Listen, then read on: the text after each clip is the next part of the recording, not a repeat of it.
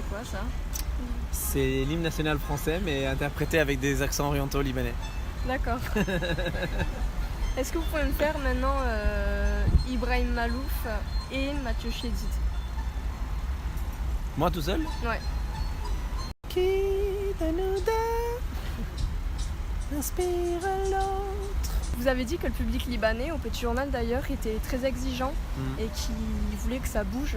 Du coup, est-ce que vous sélectionnez des morceaux différents que ceux que vous présentez, que vous présenteriez en France? Non. Pas du tout. Non, je fais pas de concessions sur ce genre de choses ou de compromis.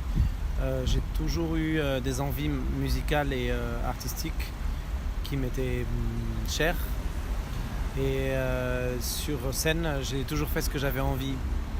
Maintenant, je dis pas que je prends pas en considération le public, mais de là à vraiment faire uniquement des trucs avec de la darbouka et tout, parce que je sais que le public aime ça, non, c'est pas trop mon genre. Au contraire d'ailleurs, j'ai choisi pour le concert de Batroun, j'ai choisi un programme plutôt calme en fait, par rapport à ce que j'ai pu faire précédemment. C'est vrai. Mais du coup, Mathieu Chédid a dit qu'il voyait le public libanais comme enthousiaste et très ouvert. Vous l'avez prévenu avant le concert qu'il fallait que ça bouge un peu. Ouais. Et du coup, il en a tenu compte ou parce qu'il a quand même, il a bien fait jouer les instruments. Ouais, mais Mathieu, il a toujours eu dans sa musique des moments calmes, assez introspectifs, assez romantiques parfois même, etc. Et puis des moments sauvages d'énergie. Donc, je crois que de toute façon, Mathieu sa musique est complètement adaptée au public libanais à la base. Donc il n'a pas eu besoin de faire d'adaptation. Mais par contre, je l'ai prévenu en lui disant voilà, faut pas qu'il soit étonné. Je peux donner des exemples. Pas beaucoup de réactions. Voilà, c'est-à-dire que le public libanais, contrairement à tous les publics que je connais, c'est celui qui est quand on joue en concert, qui montre le moins d'enthousiasme. Il attend de voir ce que ça donne. Même pas. Moi j'ai eu cette impression parce qu'au début du concert c'était relativement calme, mais après ça s'est un peu déchaîné quand même. Alors, mais ça c'est Mathieu, c'est un magicien. Mathieu c'est quelqu'un qui pratique la scène depuis très longtemps et qui est un vrai magicien de la scène. C'est une bête de scène. Et quand il sait comment amener ça. Voilà, c'est quelqu'un qui sait le faire et dont la musique est aussi adaptée à ce genre de choses quand il y a besoin. Mais même, je peux vous assurer que même ça, s'il avait fait ça en France ou ailleurs, ça aurait été un effet de dingue, ce qui s'est passé à Baalbek puissance 10. C'est juste que le public libanais, c'est un public qui est peut-être habitué à un type de fiesta, de fête. Ouais. Et quand c'est pas cette fête-là à laquelle il a l'habitude, il est en général plutôt réservé.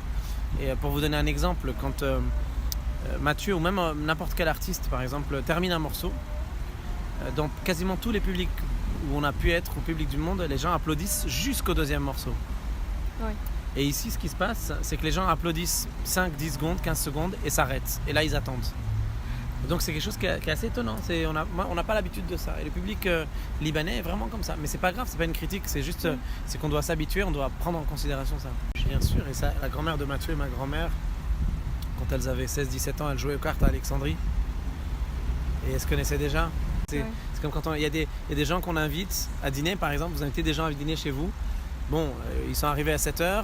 C'est vrai que vers minuit, en général, les gens repartent. Mais il y a des gens... À minuit, vous vous dites, et alors on peut rester jusqu'à 4h du mat, où est le problème? Et à 3h du mat, si on a envie de prendre la voiture, aller faire une balade, où est le problème? Et il y a des gens comme ça, c'est des gens très privilégiés, il n'y en a pas beaucoup.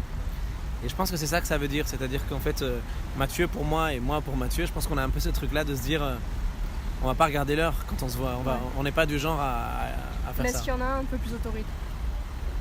Moi, quand j'ai commencé et que j'ai rencontré Mathieu, il a été un vrai parrain pour moi. Mathieu a 10 ans de plus que moi. Et quand je suis arrivé à 23 ans avec ma trompette sur le dos et qu'il m'a vu arriver,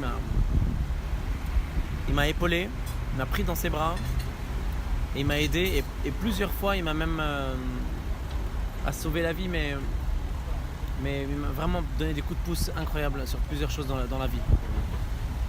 Et la moindre des choses, c'était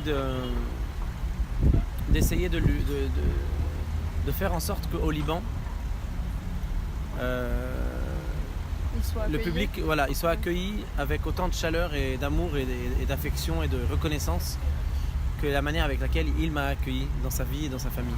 Donc je me sentais un peu responsable de la réussite de sa venue au Liban. La trompette? Alors ça, j'y arriverai pas là. Vous n'arrivez pas? Non. C'est pas une... Mais vous êtes drôle, vous devriez faire des interviews humoristiques. Ouais, bon, je suis pas Gad Elmaleh, mais on verra plus tard.